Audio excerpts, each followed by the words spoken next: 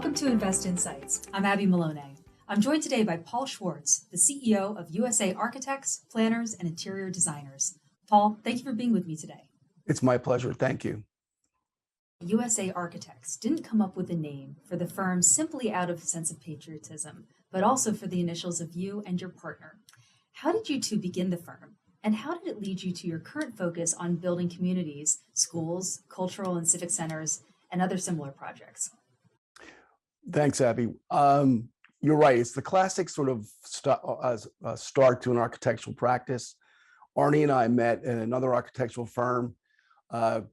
Typically, what we call moonlighting is working after hours on our own things. And both of us sort of were doing that separately. Then we decided to do it together.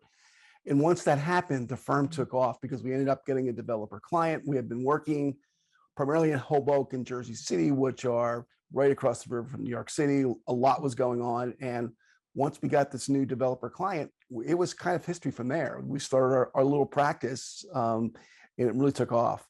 Arnie's background really came in from more of the private side. So he was used to doing the developer type work that we just got, but I was more on the public marketplace. So I was designing schools, college and universities, and other buildings that were more for the public. And the two of those sort of merged together as the firm began to grow. So that was, so we've really expanded. One of the things that, we've done, our practice has always been very nimble. We've been involved with multifaceted market segments. It's allowed us to sort of ride the recessions of the economy over the last 3.5 decades. So it's worked out really well for us. But the thing is the two of those, the public and the private side, now has come into a place where we're designing meaningful businesses or buildings, excuse me. So I'll give you an example. Currently, we've been involved with the design of a really cool site in Burlington, New Jersey. It's a 90-acre brownfield site, and we are currently planning the design of basically taking this old brownfield site and saving some of the existing historic buildings and integrating some new buildings. So it's going to be live, it's going to be residential, it's going to be retail, it's going to be a place to play. But more importantly, we've got some work environments, research and development, and medical office space. And what's even cooler is that we've got this community college, a college that I've worked with in the past. So now you've got really, truly a living, working, play, learning environment, all within one kind of cool urban community. So to me, that's really exciting. It sort of integrates both the public and the private and makes it very special. So I'm really excited about that. Absolutely. USA Architects' goal is to create living, breathing buildings, places that inspire people and organizations to be their best. How has that definition of an inspiring space changed over the past 2 years? And what have been some creative ways you've matched that evolving definition in your projects? It's a really interesting question. It really started at home with regard to the office. I had made a decision prior to COVID to actually create more of an open environment for our corporate headquarters in Somerville. And we already had that going on in Philadelphia. The Philly office was very open. The collaboration was amazing. So I wanted to sort of enhance that in our corporate office. Made the investment, did it. Next thing you know, COVID comes, right? And there was studies from Harvard and other places that was the open environment the right place for during COVID. And essentially, in the end, we're now back. And to me, this is a team sport. Architecture is a team sport. It's more about people together, working together. And so that sort of creative thinking about, and even though it was sort of maybe questioned during COVID, it still remains a very viable option. And it's something I'm glad to see people back working together.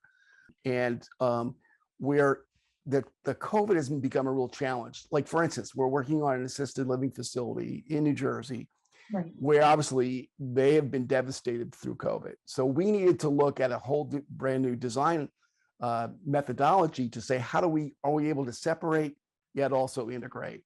So that has been a really kind of cool challenge, to a point where we are designing, the big thing was allowing family to come into a nursing home or an assisted living, and there was a lot of infection, right?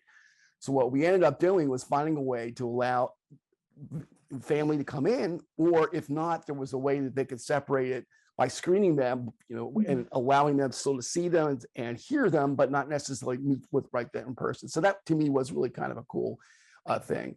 And a way that we as architects, we solve problems, and that was a problem. The other thing too is that I about 4 or 5 years ago, I hired a sustainability director, Marlene Baruso, and the wellness and the health part of all our buildings is really, really important. And the sort of the results have come true to us because we had designed a $300 million facility in Camden, New Jersey, brand new office tower, 20 stories, really kind of an interesting place. And we kind of we encourage them to go to get LEED certification and even beyond with wellness. She's also certified as a wellness person. Right. And in the end, we better mechanical systems, outdoor spaces, fitness spaces designed within the building. And ultimately, in the end, right during COVID, our client called us and said, "Thank you so much for pushing this. This building works. We don't have to really do much at all to really get involved with like modifications because of COVID." So to me, that was really really an important moment where what we actually went out to do actually happened. So to me, that's really kind of cool. The pandemic has accelerated an already fast transforming economy, with new technologies and resources becoming available daily. In what ways is USA Architects innovating and improving with regards to collaboration with clients to meet increasing expectations and standards for space? That's an interesting question, Abby. The interesting thing is I'm a designer at heart. I don't do much design anymore because I'm running the practice. But the old school was what we would do, pencil sketches or ink sketches, along with with doing drawings with pencil drawings on vellum. Today, the world has changed with regard to modeling, building modeling on a computer. And in fact, I just had one of my staff members the other day talk to me about, she showed me she was making these changes right on the fly as we're talking on a call like this. And it was like really cool that see her to work at this, where in the past I have to draw it and I have to erase it, and then start over. So it was really kind of cool to see that. COVID did make us really look hard at technology, right? So we needed to make a major investment in technology so that every person in our office had a laptop. So they were able to work remotely as well as from the office. Again, I'm encouraging people to come back because I do think collaboration is really important, but they have that choice and they continue to this day to have that choice. So the idea with us exploring more computer technology, virtual reality, as I'm sure you know about, all the things that allow our clients to see what they're actually getting.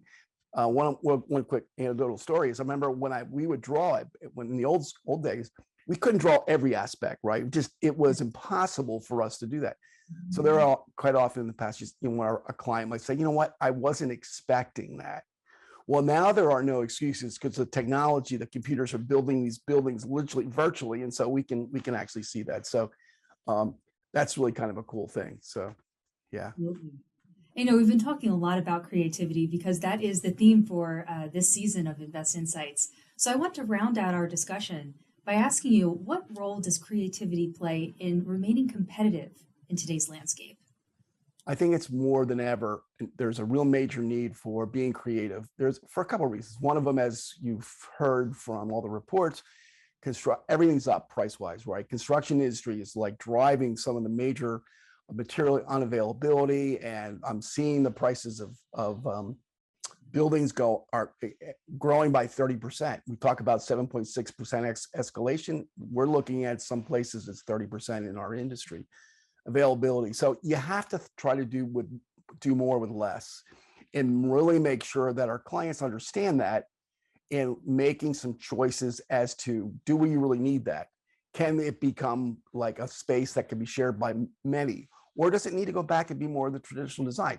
We've got to offer those questions to our clients to make sure that they can understand what it means. The other thing too, buildings get to be smaller. in size possibly, and that the carbon footprint is affected by it, right? So we don't net, it's more cost effective. We begin to explore options. We're doing a bunch of buildings with solar, and we continue to do that. And we're looking for ways to reduce operating costs for our clients. So that's really important. I think one of the things we do more today than ever is that we look at finding ways to pay back our clients, so that if they make an investment in some technology or whatever, that they recognize that they can pay it back in a few years. And if they so, then we would then include that. So I think we're really beginning to make sure that what we're designing isn't careless or frivolous. It's really intended to work to the best advantage. So again, I think it's very important to stay thoughtful, to engage our clients in an intellectual perspective, to get them to understand what they're buying, what they're getting, and then and ultimately it's their building, so we're willing to do what's necessary to design to what they're looking for. So I think that's more relevant today than ever. Indeed. Well, thank you again. That was Paul Swartz, the CEO of USA Architects, Planners, and Interior Designers. If you liked this video, don't forget to like and to subscribe to our channel to hear more CEOs and thought leaders share their opinions and advice on today's business climate. Until next time, I'm Abby Maloney, and this has been Invest Insights. Thanks for tuning in.